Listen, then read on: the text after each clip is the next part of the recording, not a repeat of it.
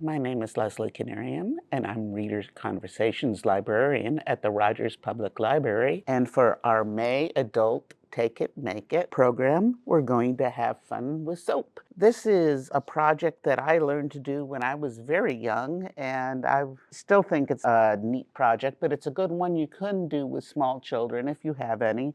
And if it makes a great Mother's Day present for a mom or a grandmother if you're needing one of those. Everybody's going to get a bar of this very pretty Dove soap. I splurged a little bit and got something that was prettier, but you can do the same project with just ordinary bar soap, any that you happen to have. And the first thing you're going to want to do is take off any decorations that you have at the top. You can use a knife, but I found the easiest thing to use is a vegetable peeler, and we're just gonna scrape off that design and make a nice, smooth, flat surface on top. I'm doing this over a sheet of wax paper because honestly, these little curls, y'all keep a soap jar, don't you? A jar with a little bit of water in which you dump all the old ends of bar soaps and things like that, and just let them dissolve, and they make a really nice soft soap that's good for washing delicates or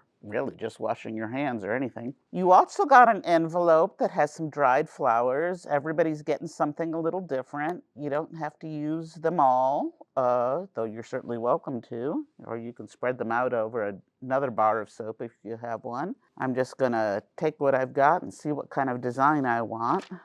Okay, that's gonna be what I want it to look right. But I'll move those off right now. Everyone's gonna get a little dish of Mod Podge. So I'm just gonna paint here over the top of this. In our last project, we talked about how you can make your own homemade Mod Podge type stuff out of equal parts white craft glue and water. And that works fine for this program. But if you use the actual brand stuff, it's a little better because it's a little bit more waterproof. Not a lot, but enough to make a difference. In your instruction sheet, I give you some suggestions for kicking this up project and making it a little fancier.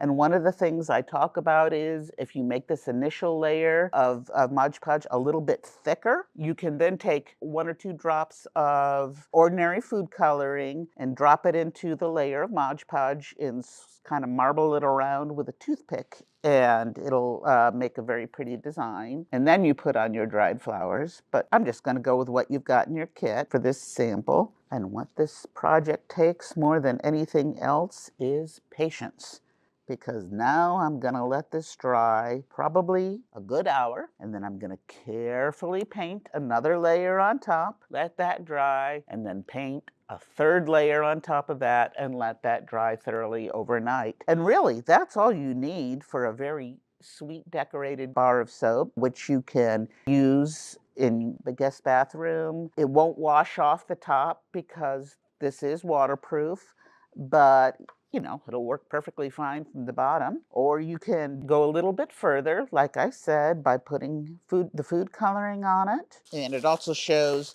that if you're choosing to use the food coloring project and you have the white flowers, you probably want to choose a color that's a little darker, because you can see my yellow and green kind of made the white flowers invisible. But what I also did after the top was dry, I put a layer of the Mod Podge around the edge, and I rolled it in.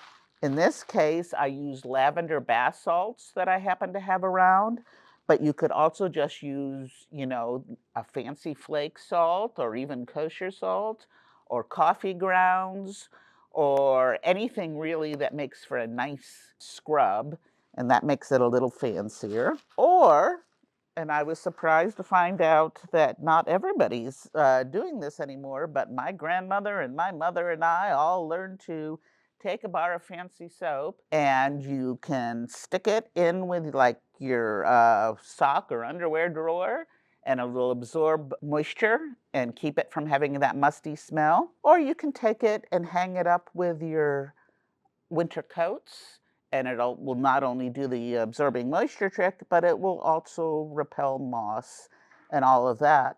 And so to do that, all you would need to do is, after everything is dry, is take a nice ribbon and some pretty pins and carefully pin the ribbon around the outside.